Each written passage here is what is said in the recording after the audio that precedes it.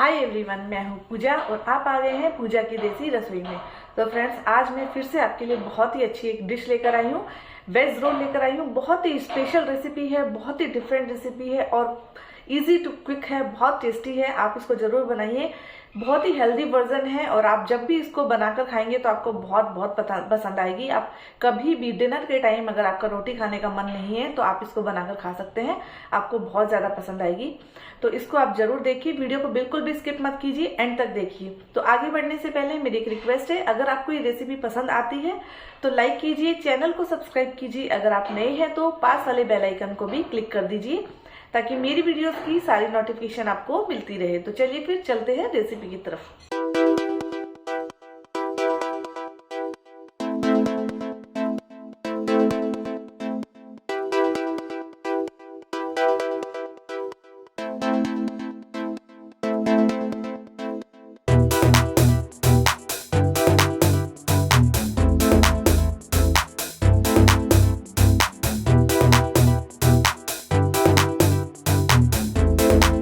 सबसे पहले हम डो तैयार कर लेंगे। तो एक बोल लूँगी, बोल में मैं इसमें 1 कप मैदा डाल रही हूँ।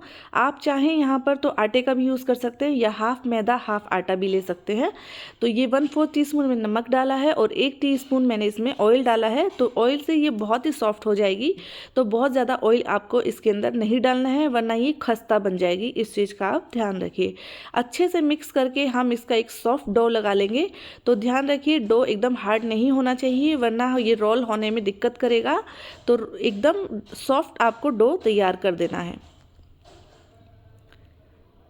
तो ये देखिए, थोड़ा सा तेल मैंने ऊपर से और डाल दिया है। बहुत अच्छे से नीड करेंगे जब तक कि ये बिल्कुल एकदम सॉफ्ट स्मूथ डो ना तैयार हो जाए, तब तक आपको अच्छे से नीड करके एकदम सॉफ्ट डो बना देना है।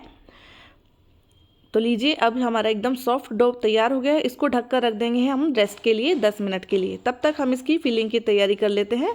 तो मैंने एक पैन लिया है, पैन रख दिया है गैस पे और इसके ऊपर मैं डाल रही हूँ 2 से 3 टीस्पून ऑयल। तो ऑयल आप कोई भी यूज़ कर सकते हैं, यहाँ पर चाहे तो आप घी भी यूज़ कर सकते हैं। ये मैंने छोटे छोटे पनीर के टुकड़े लिए हैं। कुछ मैंने पत्ता गोभी है जिनको लच्छों में काट लिया है। ये मैंने रेड और येलो शिमला मिर्च है जो मैंने थोड़ी सी ली है कट करके।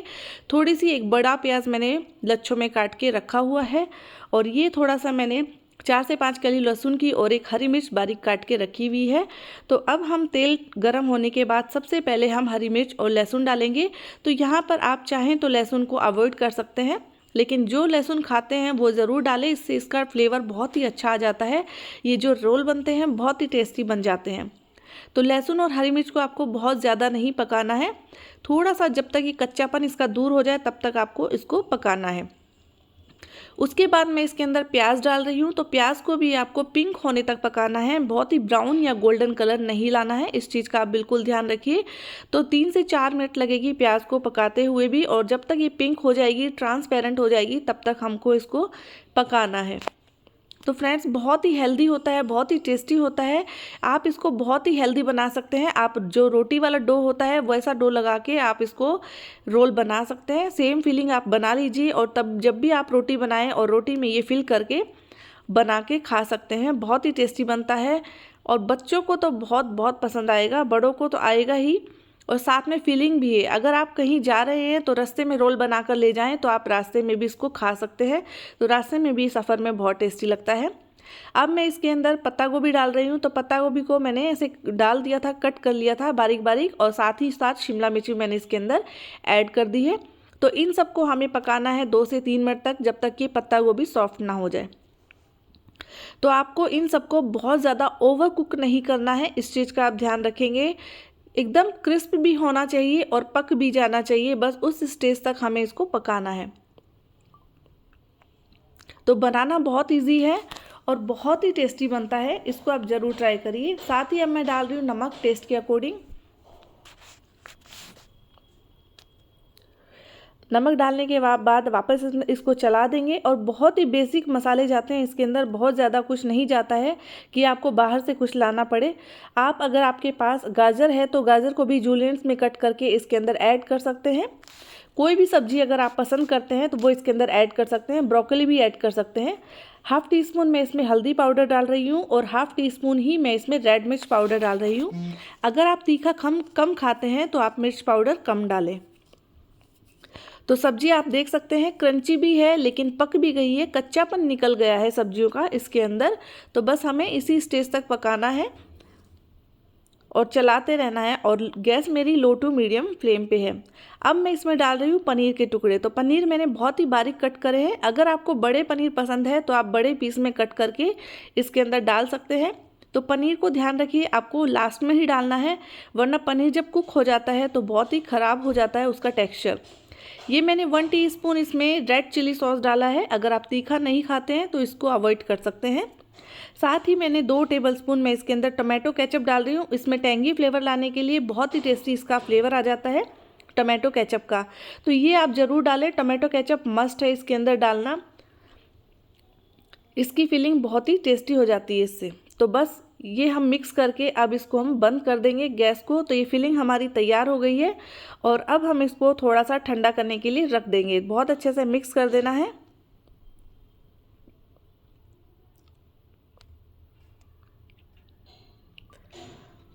ये लीजिए, अब हम इसको रख देते हैं। अब हम डो को तैयार करेंगे। तो थोड़ा सा बैटर डो लिया है जितना हम रोटी बनाते हैं और हम इसको बेल लेंगे। पतली पतली हमें रोटी बेलनी है।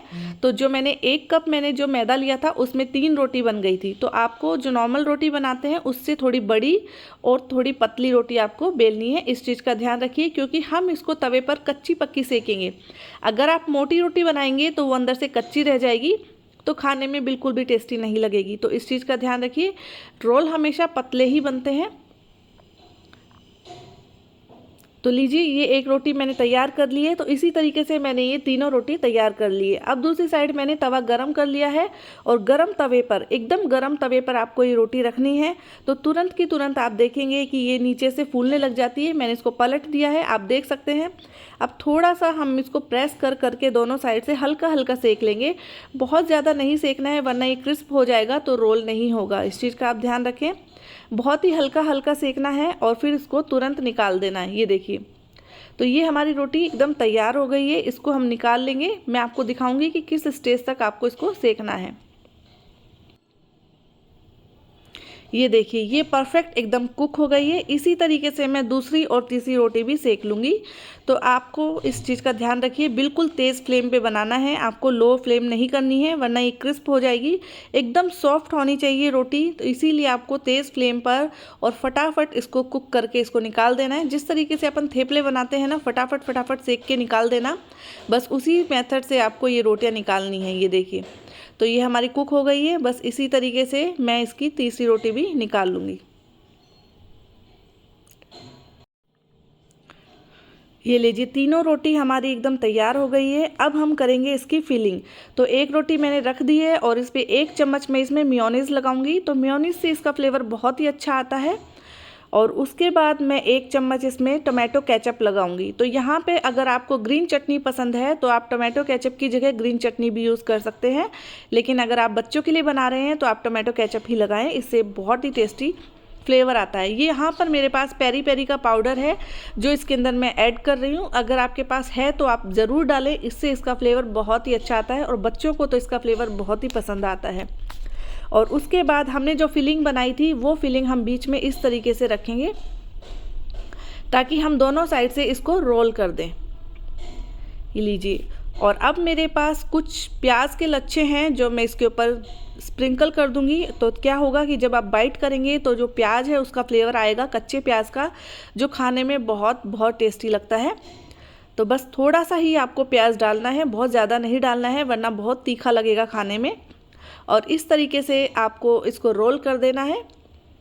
तो ये 1 रोल हमारा रेडी हो गया है, लेकिन अभी पूरा कंप्लीट नहीं हुआ है, अभी इसकी और प्रोसेसिंग बाकी है। तो इसी तरीके से मैं दूसरी रोटी भी बना दूंगी। वापस से टोमेटो केचप, मेयोनीज़ और स्प्रिंकल कर दिया पेरी पेरी पाउडर और थोड़ी सी फिलिंग, प्याज और रोल कर दिया। तो मैंने तीनों रोल बना दिए हैं। अब हम तवे पर तीनों रोल को थोड़ा सा घी डालकर अब हम इसको कुरकुरा सेकेंगे।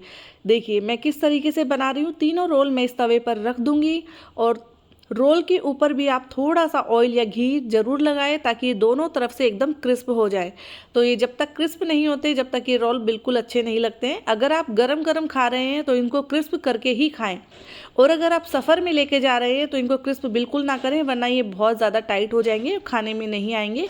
तो आप इनको सॉफ्ट ही बनाकर लेके जाएं। तो देख सकते हैं आप मैं किस तरीके से ऊपर इस पर घी लगा रही हूँ, और धीरे धीरे हम इनको पलट पलट कर दोनों साइड से सेक लेंगे जब तक ये एकदम क्रिस्प ना हो जाए। ये लीजिए मैं इसको पलट के आपको दिखाती हूँ। ये लीजिए देख सकते हैं आप कितनी क्रिस्प लेयर आ गई है इसके अंदर। यकीन मानिए फ्रेंड्स बहुत ही क्रिस्पी हो जाते हैं और बहुत ही टेस्टी रोल बनते हैं। आप इसको ज़रूर ट्राई कीजिए।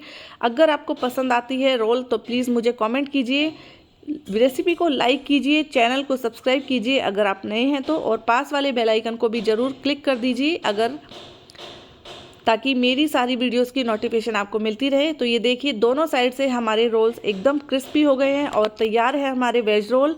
तो आप इसको चटनी या टोमेटो केचप किसी के साथ भी सर्व करिए और अपने आने वाले गेस्ट को भी सर्व करिए। यकीन मानिए उनको बहुत बहुत पसंद आएगा। बच्चों को स्नैक टाइम में आप इनको सर्व कर सकते हैं। तो चलिए फ्रेंड्स मिलते हैं नेक्स्ट वीडियो पे, तब तक के लिए बाय एंड टेक केयर।